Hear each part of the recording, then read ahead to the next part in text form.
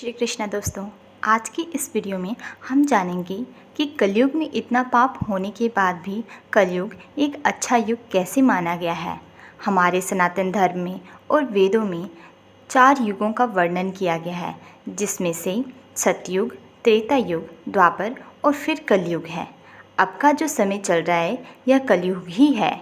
आज हम इस वीडियो में उन तमाम तथ्यों के बारे में जानेंगे जो सभी युगों से कलयुग में भी मौजूद है और किस प्रकार से हमारे वेदों में कहा गया है कि कलयुग समस्त प्राणी जन के लिए एक अच्छा युग है। और हाँ, अगर आप इस चैनल पर नए हैं तो कृपया करके इस चैनल को सब्सक्राइब करके बेल आइकन ज़रूर प्रेस कर दें। इस वीडियोज़ को लाइक करें और साथ में ही अंत में अपना अनुभव साझा करना न भूलें। प्रिय दर्शकों, हमारे सनातन धर्म में और हमारे वेदों में 4 युगों का वर्णन मिलता है। कहा जाता है कि सतयुग में धरती पर स्वयं गंधर्व, किन्नर और देवता निवास करते थे। हमारे धर्म ग्रंथों में किन्नरों व गंधर्वों के बारे में विस्तार से वर्णन किया गया है, उनके बारे में विस्तार से बताया गया है। यह भी कहा जाता है कि सतयुग में भगवान श्री हरि विष्णु ने मत्स्य, कूर्मा, ब्राह्मण और नरसिम्हा का रूप धारण करके पृथ्वी पर अवतरित हुए थे। सतयुग के बाद त्रेता युग आता है, जिसमें भगवान श्री राम धरती पर अवतरित हुए थे, जो कि भगवान श्री हरि के ही अवतार हैं।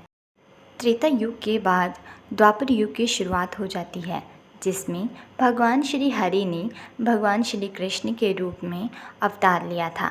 इसमें प्रभु ने कई सारी लीलाएं रचकर मानव मात्र को कलयुग में जीवन यापन का पाठ पढ़ाया था।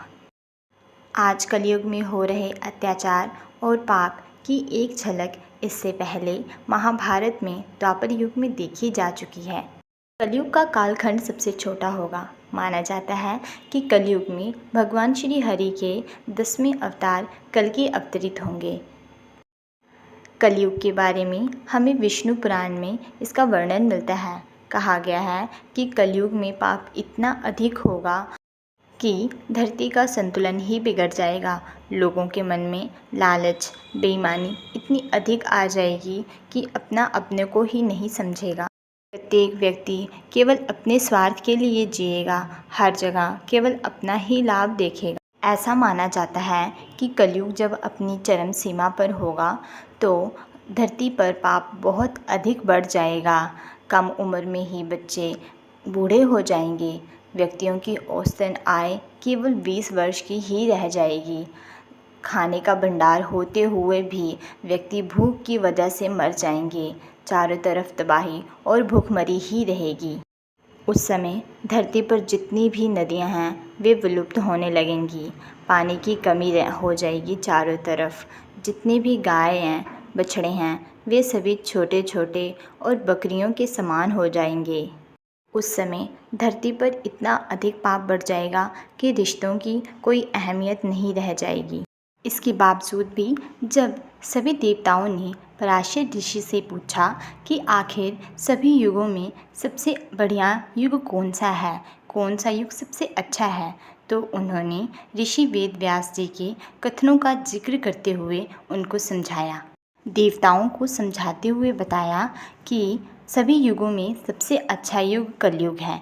आखिर कैसे, आइए जानते हैं। वेदव्यास जी ने ही सभी वेदों का वाचन किया है और उनके अनुग्रह पर गणपति भगवान ने सभी वेदों को लिखित रूप में प्रस्तुत किया है। ऋषि वेदव्यास जी को ही सभी वेदों का रचनाकार माना जाता है। उनसे जुड़ी एक पौराणिक कथा के अनुसार बार ऋषि वेदव्यास जी गंगा में स्नान कर रहे थे। उनको स्नान करता देख अन्य ऋषिगण बाहर गंगा के किनारे ही बैठ गए और ऋषि वेदव्यास जी के बाहर निकलने का इंतज़ार करते रहे। इतने में ही ऋषि वेदव्यास जी ने उन्होंने कहा, युगों में कलयुग, वर्णों में शूद्र और मनुष्य में स्त्री ही श्रेष्ठ है।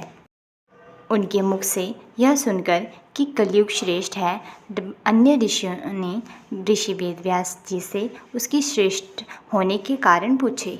अन्य ऋषियों के द्वारा पूछने पर ऋषि वेदव्यास जी ने कहा कि जो फल सतयुग में कई वर्षों की तपस्या, ब्रह्मचर्य, पूजा पाठ के बाद प्राप्त होता है, वही फल त्रेता युग में 1 साल में, द्वापर युग में 1 महीने में और कलयुग में केवल एक दिन के तप में से ही प्राप्त हो जाता है। महर्षि वेदव्यास जी के अनुसार इतना बड़ा पुण्य मनुष्य को केवल 1 दिन में ही कलयुग में प्राप्त हो जाता है। इसी कारण कलयुग को वेदों में, ग्रंथों में सबसे ज़्यादा अधिक श्रेष्ठ बताया गया। अब बात करते हैं कलयुग से जुड़े हुए कुछ तथ्य जो कि वर्तमान में स्थित हैं। केदारेश्वर गुफा मंदिर, जो कि महाराष्ट्र के अहमदनगर जिले में पहाड़ी के किले हरिश्चंद्रगढ़ में स्थित है।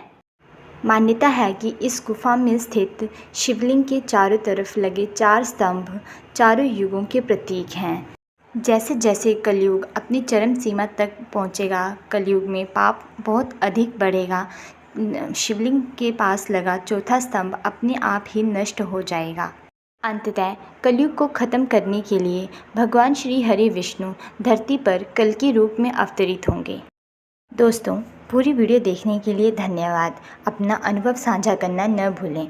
फिर मिलेंगे अगली वीडियो में, तब तक के लिए धन्यवाद।